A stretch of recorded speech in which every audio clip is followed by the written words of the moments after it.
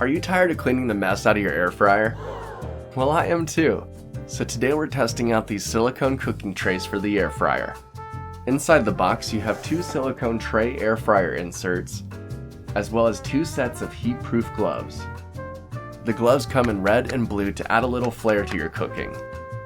These silicone pots are BPA free and non-stick, and they're reversible, making them really easy to clean. They fit inside the standard air fryers with a little bucket nicely to help cut down on the mess. Our air fryer is a little bigger than the typical, but that just means there's more room for it to make a mess. We have a drip tray and we use it. But what if we want to contain some of that buttery goodness, or bake something? Or cook things like rice or cheesy potatoes?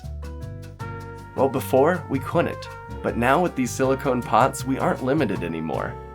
I've cooked my cheesy potatoes, I've cooked my tacos, I've cooked my Chinese food, and I'm loving it. These silicone pots withstand up to 446 degrees Fahrenheit, which is perfect for most meals.